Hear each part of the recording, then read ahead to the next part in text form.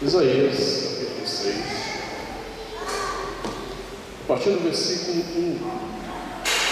Temos lido esse texto já há alguns meses. Temos procurado compreender da parte de Deus a sua mensagem.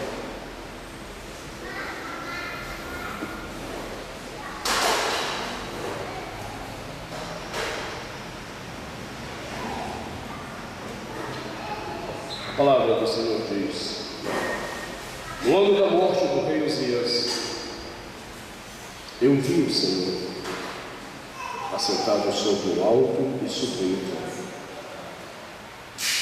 e as abas de suas vestes enchiam o templo. Serafins estavam por cima dele, cada um tinha 6 asas, com 2 cobria o rosto, com 2 cobria os seus pés, e com 2 voavam.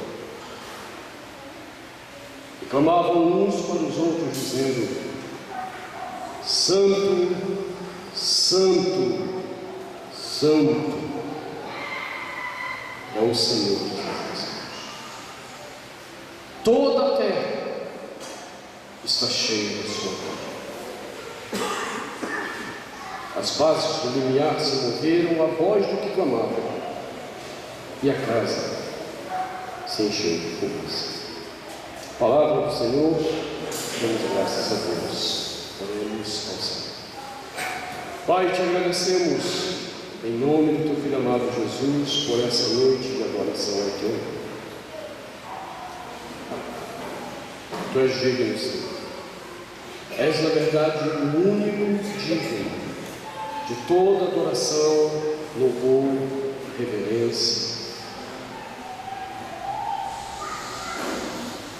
E então ainda nos surpreende que o Senhor, em toda a tua grandeza e santidade, não somente nos receba em tua presença mediante o sangue do teu Filho Jesus, mas ainda nos dás o privilégio de te adorarmos, de te bendizermos. Só temos a te agradecer esse momento. E agradecer ainda o privilégio de ouvirmos a tua voz mediante a tua palavra. E pedimos, suplicamos que o Senhor nos permita receber essa palavra de uma forma viva em nossos corações, para o louvor do teu nome e para a glória de Jesus. Amém. Podemos sentar.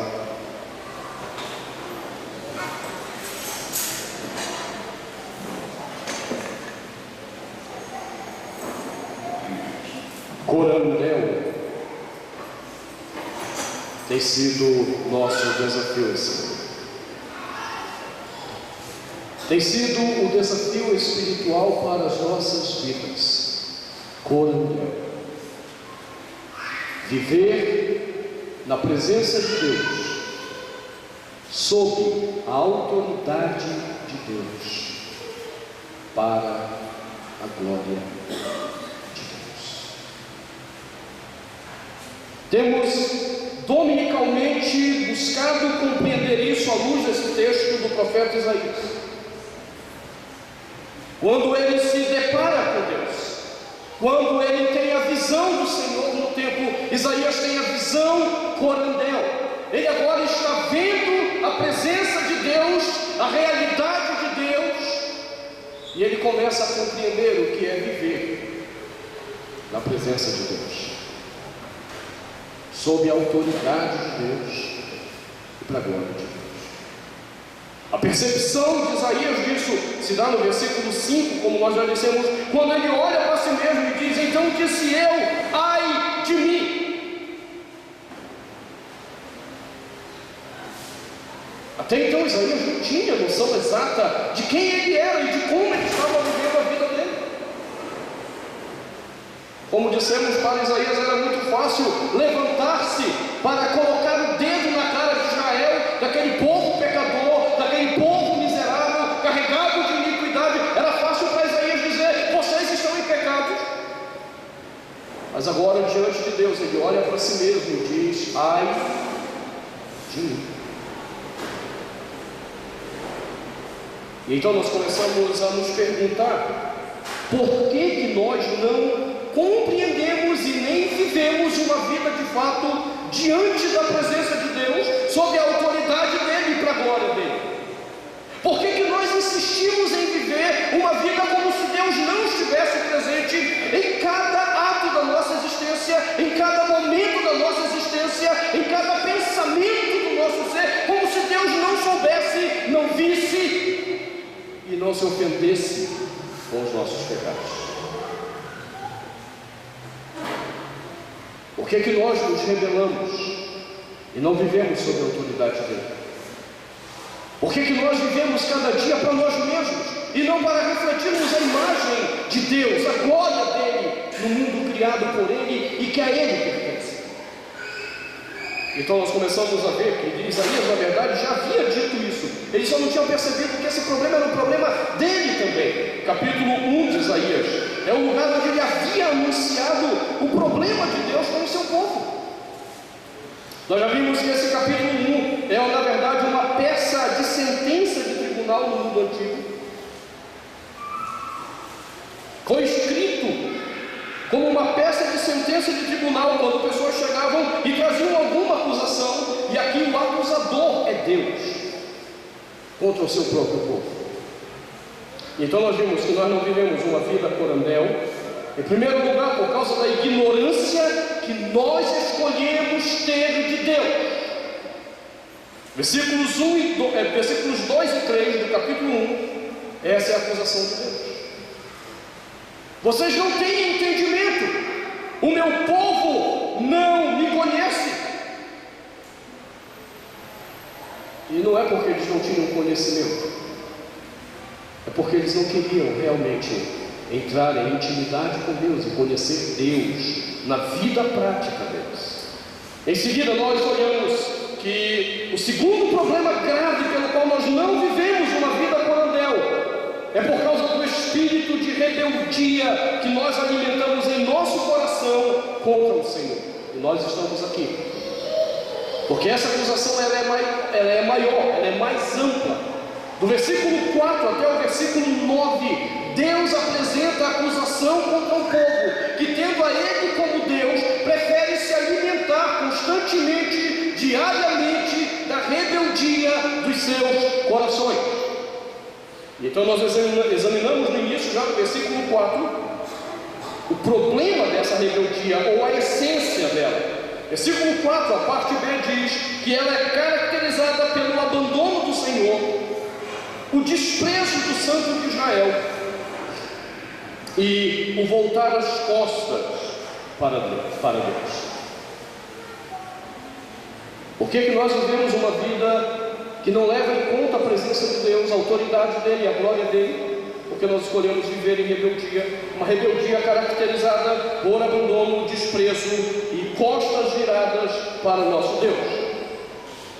Após examinarmos isso, então nós passamos a olhar as consequências que esse versículo 4 nos mostra quando nós escolhemos viver de forma rebelde contra Deus. E a primeira coisa que nós olhamos é que a consequência do espírito de rebeldia que nós alimentamos produz em nós uma deformação da nossa identidade.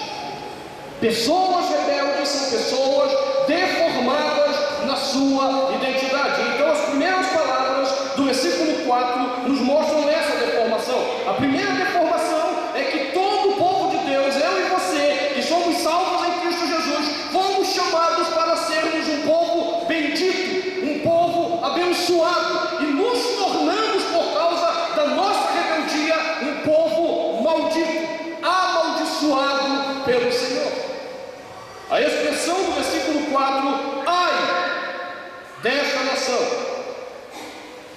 a expressão hebraica é usada nos livros proféticos para denunciar a ira e maldição de Deus contra as nações.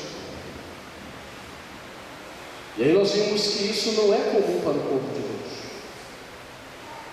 que a maldição de Deus ela é própria, ela é típica de pessoas ímpias. Ela é própria de pessoas que não vivem nem guardam uma aliança com Deus nas suas vidas.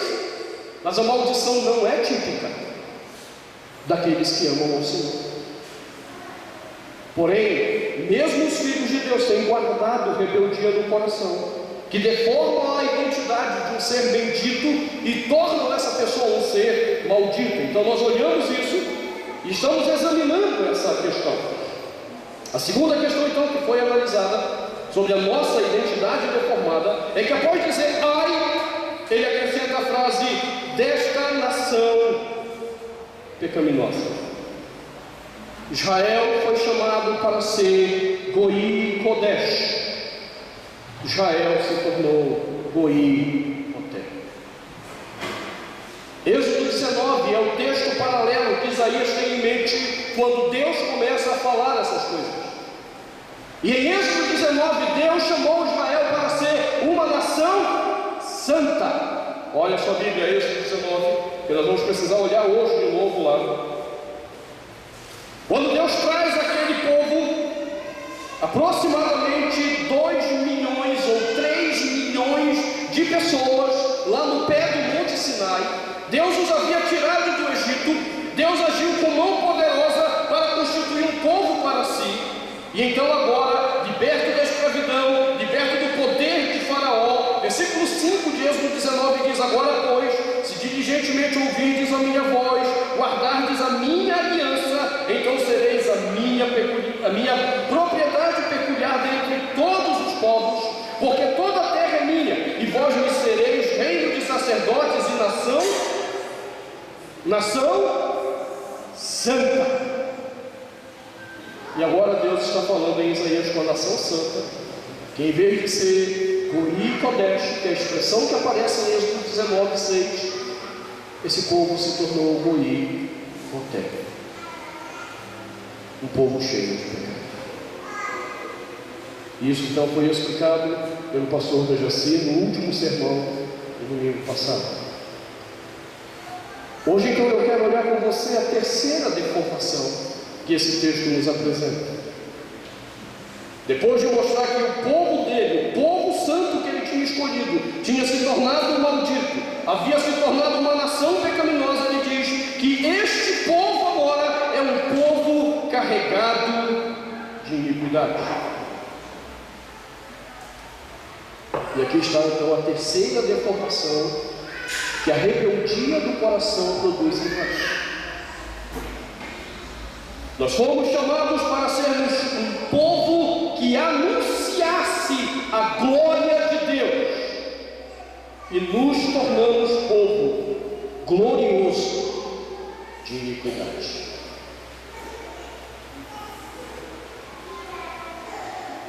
Por que Deus tirou Israel do Egito?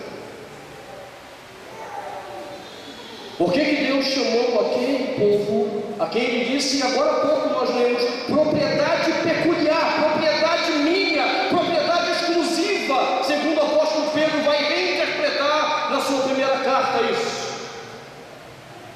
Por que Deus os tirou daquela terra de servidão, de escravidão?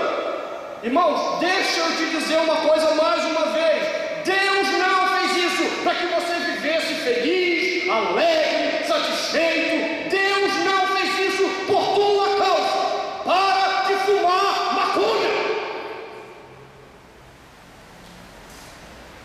Deus nos tira de escravidão para que a glória dele seja conhecida no mundo. Deus não tirou ninguém do Egito para dizer: olha, eu amo tanto vocês que eu quero que vocês tenham uma terra para vocês curtirem. Que é o que a gente pensa que Deus faz com a gente. Deus nos salva para a gente curtir a vida. Não, Deus não nos chama para curtir a vida. Ele nos tira da escravidão. E mesmo em Cristo Jesus, Ele me salva, Ele me liberta do poder do pecado, Ele me liberta das trevas, para que eu viva no reino do Filho, do seu amor. E reino implica que eu ainda sou súdito de um rei que manda, governa, controla a minha vida.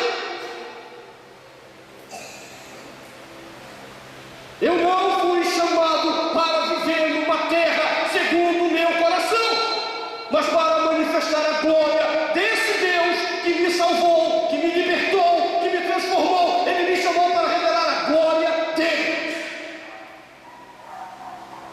E aí há um jogo de palavras hebraicas nessa terceira frase: povo carregado de iniquidade. Porque a palavra carregado está mal traduzida para variar.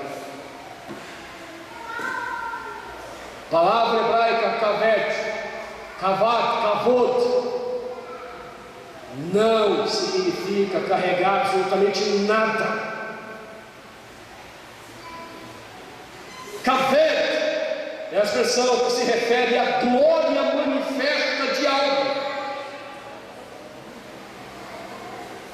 Quando o Senhor se manifesta em Isaías no capítulo 6, o que ele vê é esse Kavet, é essa glória manifesta, que o faz dizer: Santo, Santo, Santo.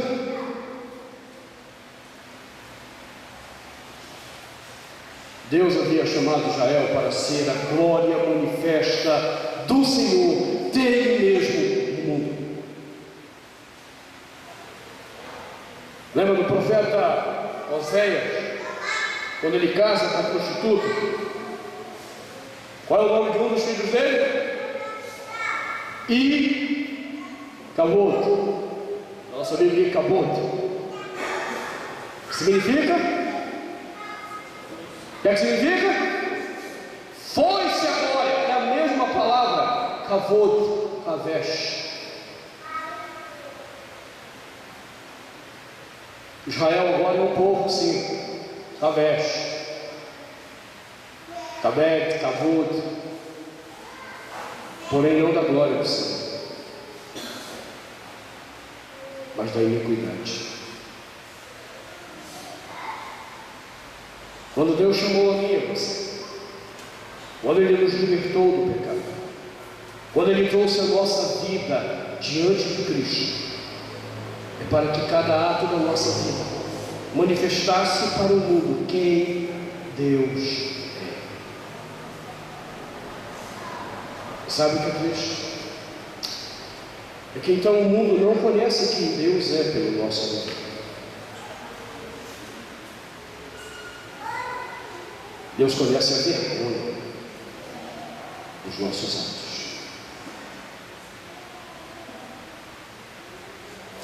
O problema não é a vergonha dos atos, porque às vezes Deus usará as nossas vergonhas para revelar a glória.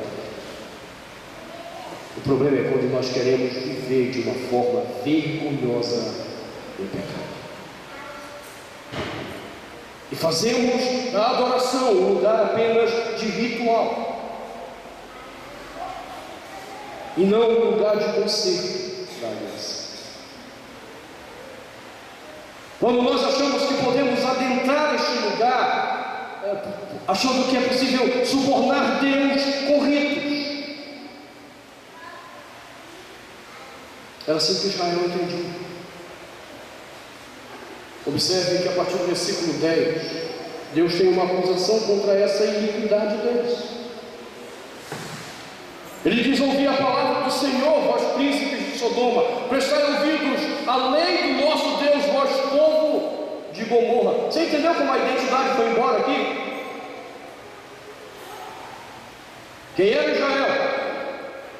Deveria ser nação santa, deveria ser um povo de propriedade particular de Deus que revelasse a glória dele. E agora ele chama esse povo de Sodoma, Gomorra.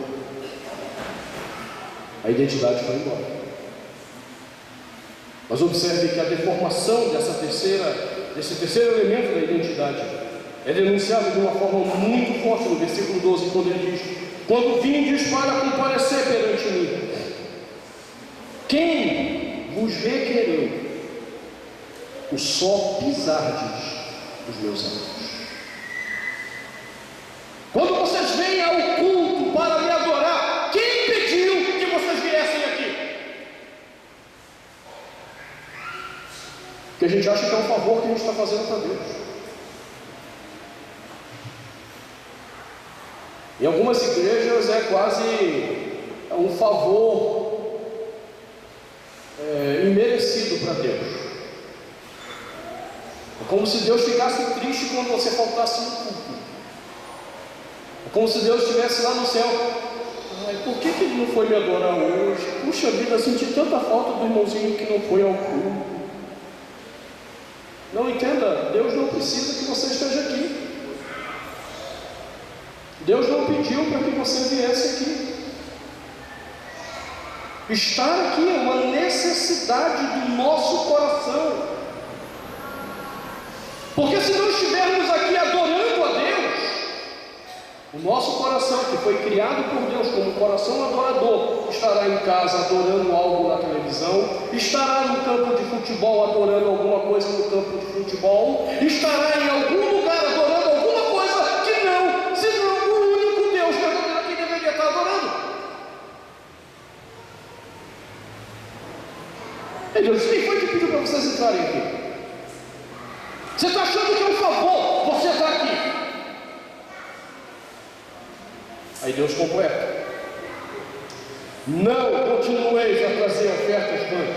O incenso é para mim abominação. Também as festas da lua nova, os sábados, a convocação das congregações. Grifos. Não posso suportar. O quê? Iniquidade. Iniquidade. Vocês se tornaram Avon. Nada contra a marca de cosméticos, mas essa é a palavra hebraica para iniquidade. Avon. Eu não posso mais suportar esse ajuntamento de vocês, porque o que eu vejo nesse ajuntamento de vocês são apenas iniquidades. Eu não posso suportar a iniquidade associada ao ajuntamento solene.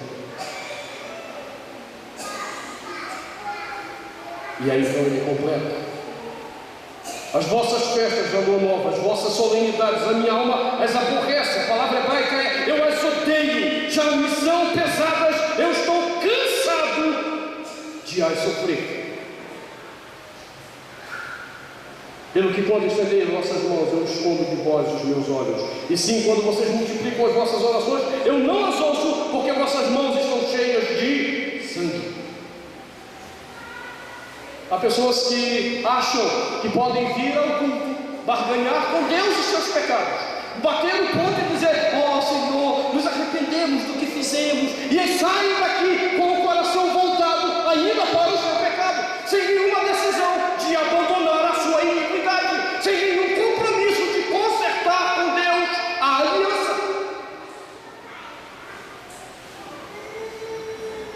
Esse tem sido um grande problema da Igreja Católica Romana ao longo dos séculos e milênios.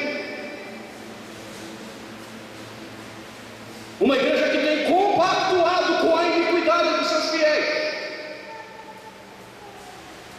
porque criou um sistema penitencial onde o pecador miserável pode pecar à vontade. Aí ele chega na sexta-feira, confessa ao padre, recebe a sua penitência e ele está pronto agora para comungar com Deus na missa de domingo seguinte.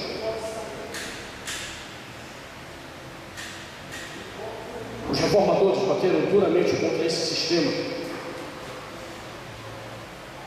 porque isso na verdade é apenas somar iniquidade sobre iniquidade, porque isso não exige abandono do pecado. Entenda, pessoas convertidas pecarão, pessoas que amam ao Senhor pecarão, mas pessoas que amam ao Senhor não brincarão com seus pecados diante de Deus, achando que podem subornar a aceitação de Deus para continuarem vivendo em pecado. Lamentavelmente, essa mentalidade de iniquidade entrou nas igrejas evangélicas também.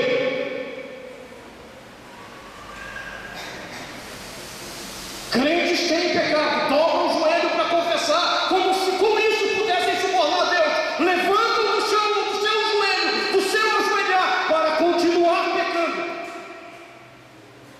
sem a decisão de abandonar o pecado.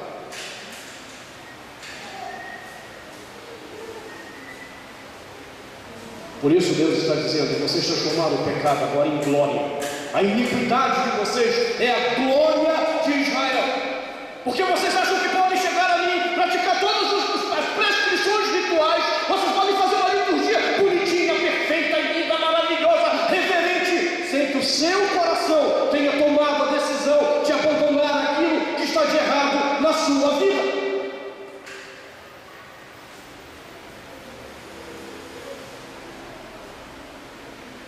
Deus não chamou nem você, nem a mim, para sermos um povo cuja glória seja a iniquidade.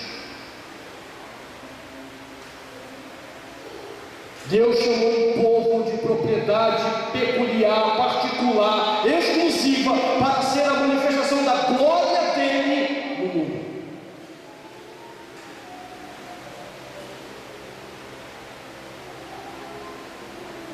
Aí às vezes a gente conversando com membros da nossa igreja sobre essas questões, a gente identifica às vezes no nosso passado, antes de entendermos essas coisas, que mesmo convertido, às vezes a gente fala do nosso passado com orgulho.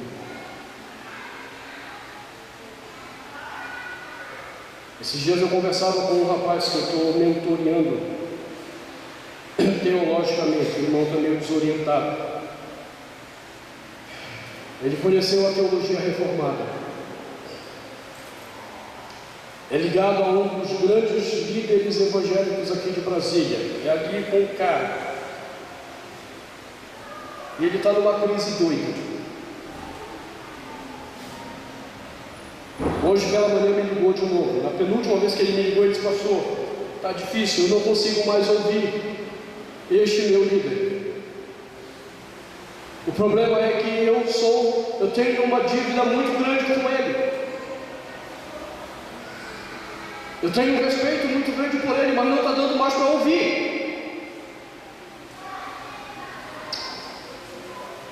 E esse rapaz um dia, logo no início que ele me conheceu, e realmente começou a... sabe aquele cara que disse assim: você vai ser meu mentor, e ele larga do seu pé, telefona várias vezes, eu quero comprar um livro, o senhor acha que eu devo comprar esse? Eu disse: puxa vida, mas melhor assim do que ele comprar BNR, né?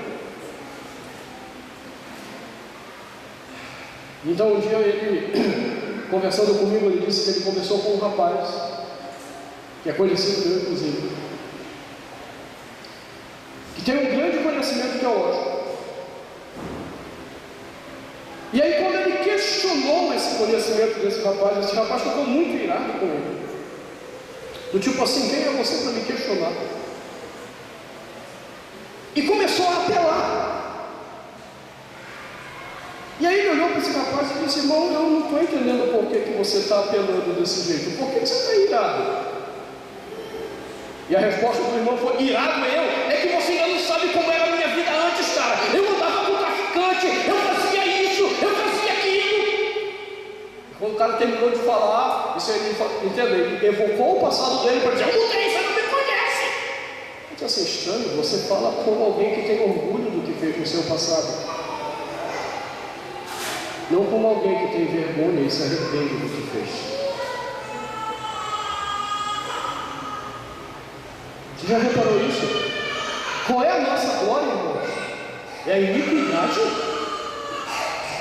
É o que eu fiz no meu passado? Você já reparou como são os testemunhos de conversão nas igrejas? É a glória da desgraça, da miséria, da porcaria, do pecado, do quinto dos infernos que o cara praticou. É a glória dele. Ele passa 1h30 falando de toda a desgraça da vida dele. Para em 2, 3 minutos dizer: então Jesus me encontrou e me salvou. Essa é a sua glória. Quando eu aprendi a evangelizar pessoas, uma das coisas que me ensinaram é que quando eu fosse dar meu testemunho não poderia ter mais do que 5 minutos. Todo o restante era o anúncio da beleza do amor de Cristo por mim. Nós temos orgulho da nossa iniquidade. Israel tinha orgulho da sua iniquidade. e vinham ao culto para amenizar suas consciências com Deus. Crentes hoje dobram o joelho para pedir perdão, sem nenhum comprometimento de levantar daquele ato de humilhação, tendo deixado ali no chão os seus pecados, tendo renunciado diante do Deus Santo os seus pecados.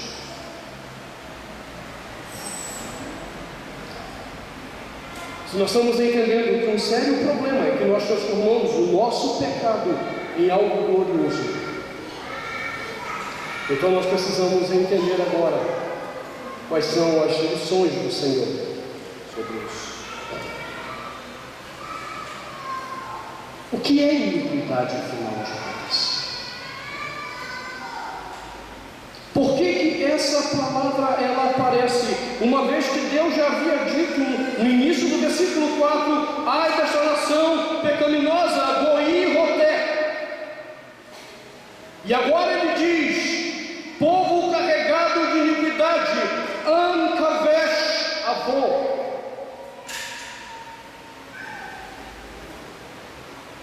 Algumas pessoas ou alguns comentaristas têm achado que isso são sinônimos, e não são. A primeira expressão que aparece, Goi Roté, Goi se referia a um povo que não era nada, e é a primeira expressão que Deus usa em Êxodo 19 com Israel. Quem são vocês? Quem são vocês? Ah, vocês? Nada. Tinha um cara lá chamado Abraão, da terra de Ur. Aquela terra era politeísta, praticava um monte de aberrações aos meus olhos, e eu tirei esse cara de lá que não era nada, para constituir de Goi, de um povo cheio de pecado, um povo santo para mim. Então vocês deixaram de ser Goi. A palavra hebraica Goi é de onde vem a palavra portuguesa gentil. Não tem nada a ver com ser gentil, né? O fulano é gentil com as pessoas. Dependendo do gentil, se termina com O, porque ele é mau pra caramba. Aí Deus muda. Eles não são mais Goi. Eles agora se tornam Am. É outra palavra hebraica com o mesmo significado, povo. Porém, só que agora Israel é Am, ele não é mais Goi. E Deus então dá um significado próprio a essa palavra que era comum. É um povo de aliança. Vocês não pertencem mais a um povo desaliançado. Vocês não fazem parte mais de um povo que vive em pecado, carregado de pecado. Vocês agora pertencem a mim, eu, seu Deus. Você é o meu povo particular, propriedade minha, exclusiva minha, para a manifestação da minha glória sobre o mundo. Vocês são Am. Como Am, como povo de propriedade exclusiva, como povo da aliança, vocês conhecerão a minha vontade. E é a este Am, Israel, que Deus entrega a sua palavra. Pecado, ele é meramente motivado por um estado de rebeldia contra Deus. É a nossa natureza. As pessoas não precisam saber que aquilo é pecado ou não. Elas pecarão. Não é o conhecimento que as impedirá de pecar. Elas pecarão. Os gentios pecarão, porque eles amam o pecado. O gentio ama o que não presta. João 3,16, Deus amou o mundo. E aí o pessoal não continua lendo. E aí se você olhar lá em João 3, olhe comigo. É uma definição maravilhosa do problema do pecado do gentio. Versículo 17 diz: porquanto Deus enviou seu Filho ao mundo, não para que julgasse o mundo, mas para que o mundo fosse salvo por ele. Quem nele crê não é julgado, e o que não crê já está julgado, porquanto não crê no nome do unigênito Filho de Deus. E por que essas pessoas não creem no nome do unigênito Filho de Deus? Versículo 18, 19. O julgamento é este: que a luz veio ao mundo, e os homens, os goim, os gentios, eles amaram mais as trevas do que a luz, porque as suas obras, as obras das trevas, eram más. Você está entendendo o problema do pecado? Você não precisa saber o que é pecado. É indiferente, você vai pecar porque você ama o pecado. Chegue na sua escola, na sua faculdade, diga que sexo antes do casamento é pecado, diga que aborto é pecado, diga que fumar maconha é pecado, diga que encher a cara, se embebedar é pecado. E as pessoas vão olhar para a sua cara, vão dar risada, vão dizer: é fundamentalista mesmo, né? Religioso chato. Eles podem saber quanta quantidade de informação você dentro do que é pecado. Para eles é indiferente, eles amam o pecado e praticarão o pecado. Qual é a diferença do pecado e da iniquidade? É que a avó é uma transgressão consciente de uma lei.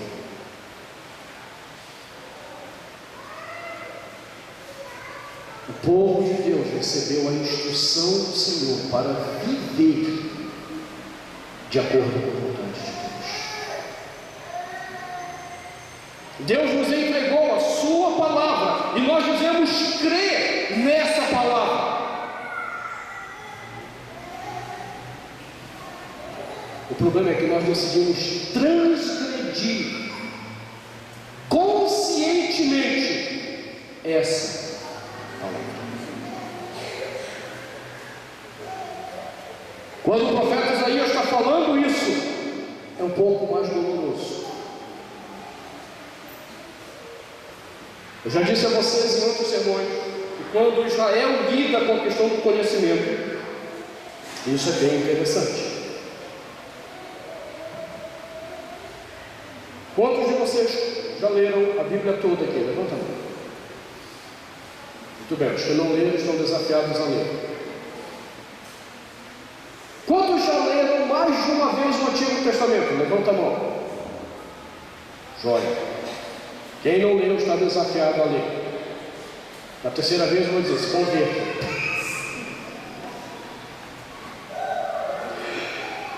Agora me diga, quantos de vocês que leram estão aptos a vir aqui na frente e recitar um texto se eu pedir, de qualquer lugar do Antigo Testamento? Levanta quem está apto para vir aqui na frente e fazer isso. Ninguém? Uau, vocês são muito pecadores. A começar pelo pastor.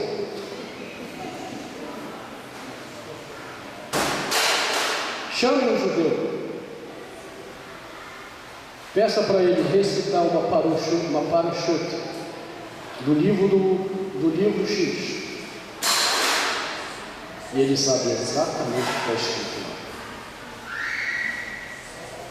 Você acha que um judeu apenas sabe o que está escrito naquela parte que você pediu para ele recitar? Não. Ele sabe interpretar. Cerimônia do Bar Mitzvah.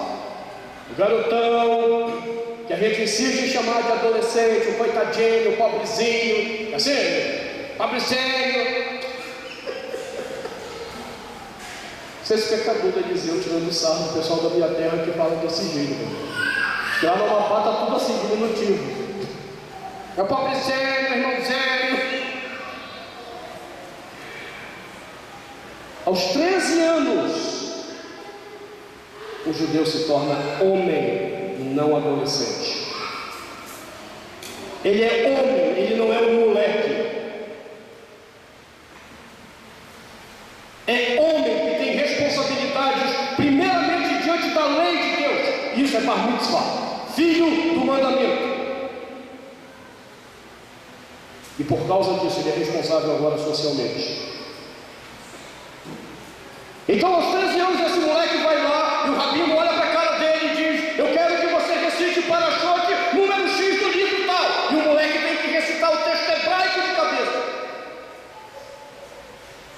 Então o rabino diz: agora nos explica esse texto.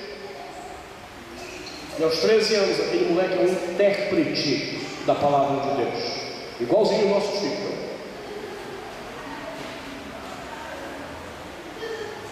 Qual é o problema da iniquidade que está sendo acusado aqui? É que vocês têm toda a minha palavra na cabeça. Vocês sabem interpretar a minha palavra e escolheram deformar a imagem, a identidade de vocês, ignorando o que sabem, para viverem os seus pecados. O que é mais triste, porque não é apenas ignorar. No caso do culto do capítulo 10 que eles apresentam, é manipular a lei conhecida em favor deles mesmos. É manipular o conhecimento de Deus para viverem a prática de pecados que vivem diariamente.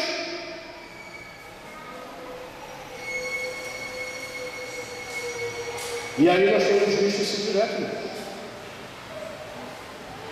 Pessoas que têm o conhecimento da palavra de Deus, têm o conhecimento da lei do Senhor e manipulam esse conhecimento para que esse conhecimento esteja de acordo com o seu coração, esteja de acordo com a sua prática pecaminosa. Em vez de simplesmente dizer: Senhor, eu estou errado,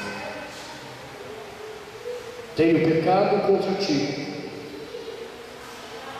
e tenho decidido abandonar o pecado, para não ser alguém que vive da glória da iniquidade, de uma transgressão consciente, mas alguém que vive a glória do Senhor, neste caso, pela revelação do teu perdão ao pecador.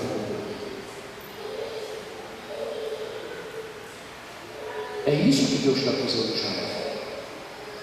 Vocês transformaram o pecado de vocês em glória. Você sabe qual é o problema do teu pecado? É que, ao contrário do gentil, você sabe o que é pecado.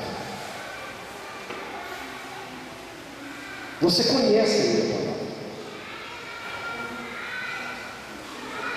E você prefere viver como um filho de iniquidade, em vez de povo meu, propriedade minha. Esse é o seu problema.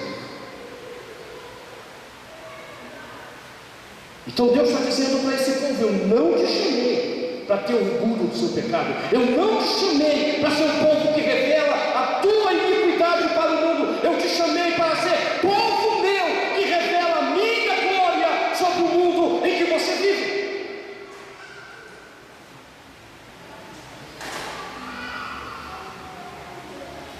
Você está entendendo a diferença entre as duas palavras hebraicas?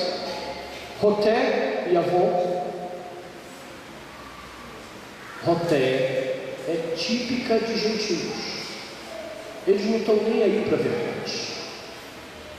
Avó é de povo de Deus, que conhece a verdade, mas decide viver em transgressão.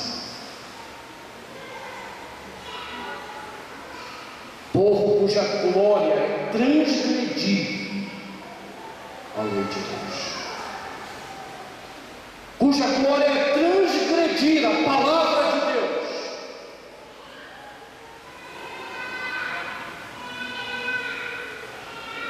É assim que nós queremos ser conhecidos. Foi para isso que Deus nos chamou.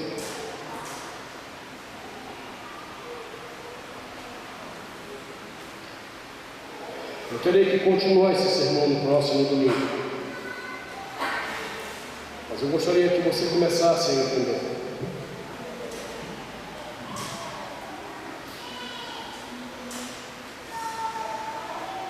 Em primeiro lugar, que Deus nos chamou, essa é nossa identidade, para sermos um povo de propriedade particular, exclusiva, e não um povo cuja glória é a iniquidade. Então, em virtude disso, nós formulamos o nosso terceiro problema da identidade, dizendo que nós fomos chamados para sermos povo que anunciasse a glória de Deus e nos tornamos povo glorioso de iniquidades. Vimos o conceito da glória que opera sobre nós e como nós a deturpamos. E vimos que iniquidade é uma transgressão consciente da lei de Deus. Só que a palavra avon carrega na sua definição um outro conceito. É uma transgressão de algo consciente que produz culpa.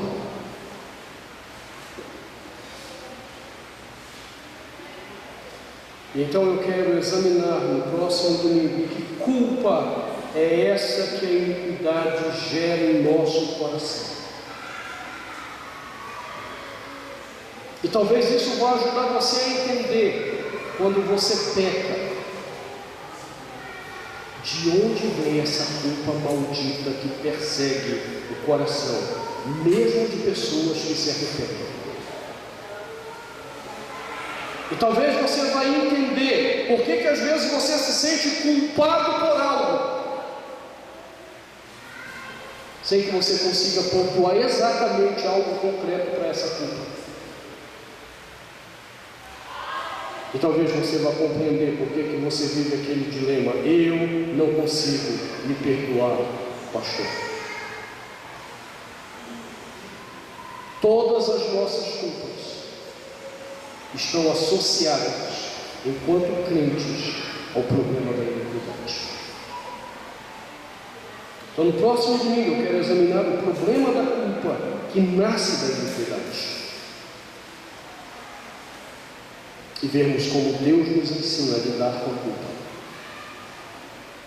diante da sua presença, debaixo da sua autoridade e como manifestação da sua culpa.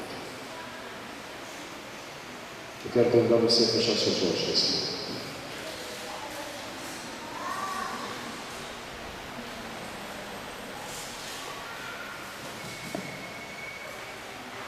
Examine de uma forma muito honesta o seu coração.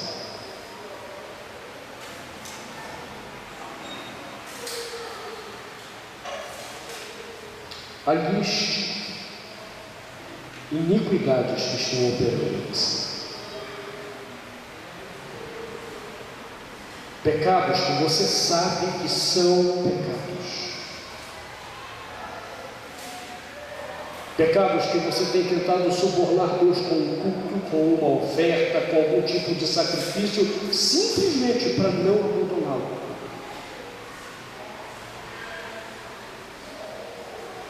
Lembre-se, Deus não te chamou para que o teu pecado fosse a tua glória.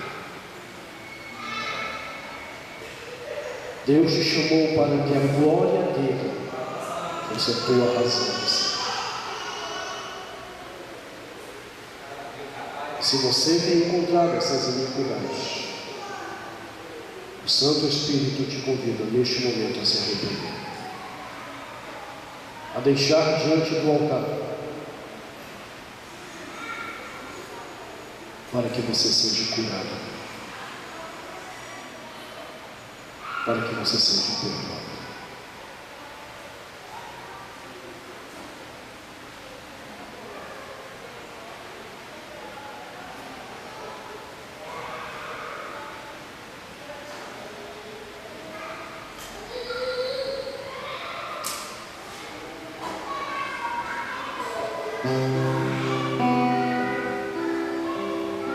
Quantas coisas tenho feito para o meu próprio prazer, tenho andado à procura